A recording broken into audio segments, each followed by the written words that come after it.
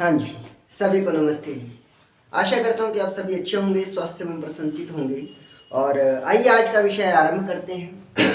वाक्यांशों के लिए एक शब्द की एक वीडियो पहले भी आपके पास पहुंची थी और अब उसी का सीक्वेंस आगे बढ़ाते हुए मैं इस वीडियो को बनाने जा रहा हूँ।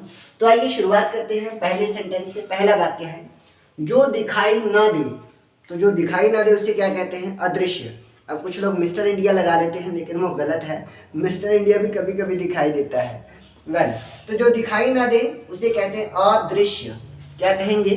अदृश्य, दृश्य। 12वें नंबर पे है पर्वत के ऊपर की समतल भूमि। किसी पर्वत के यानी कि किसी माउंटेन के ऊपर की जो समतल भूमि है, समतल का मतलब होता है सपाट, प्लेन। प्लेन जो धरती है उसको क्या कहते हैं?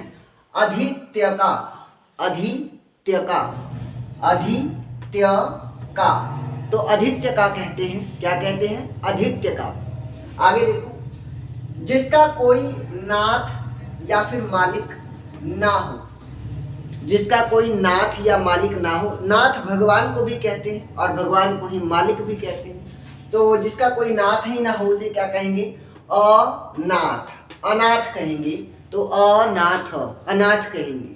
आगे देखो, जो पहले कभी ना हुआ हो। जो काम पहले कभी नहीं हुआ मतलब पहली पहली बार हुआ है उसे हम क्या कहेंगे? अभूतपूर्व, अभूतपूर्व। क्या कहेंगे?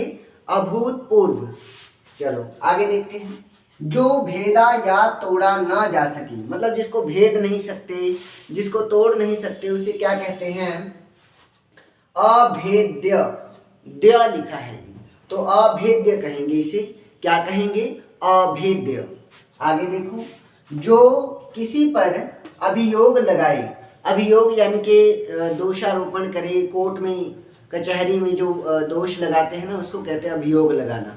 अदालतों में जो केस कर दिया जाता है किसी पे, केस करना, ठीक है, तो उसे कहेंगे अभियोगी। जो किसी पर अभियोग लगाए उसे क्या कहेंगे? अभियोगी। क्या कहेंगे? अभियोगी, अभियोगी। आगे देखो, स्त्री जो अभिनय करती हो यानी कि जो एक्टिंग करती हो, अभिनेत्री। ये तो पता ही है सबको, अभिनेत्री कहते हैं। आगे है सामान्य नियम के विरुद्ध बात। मतलब कोई भी कोई ऐसी बात जो सामान्य नियमों के खिलाफ हो।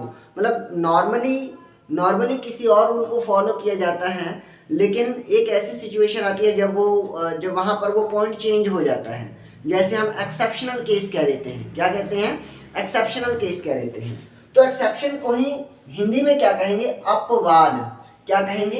अपवाद कहेंगे।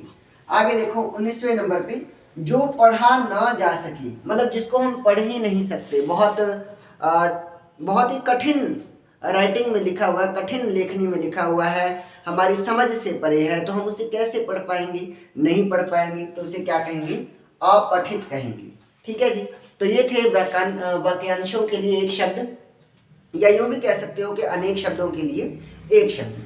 तो उम्मीद करता हूँ कि ये सारी चीज़ें समझ में आई होंगी। फिर भी अगर आपका कोई संदेह रह जाए तो आप कमेंट बॉक्स में कमेंट करके अपना प्रश्न पूछ सकते हैं। ठीक है जी। धन्यवाद मुझे अपना कीमती समय देने के लिए।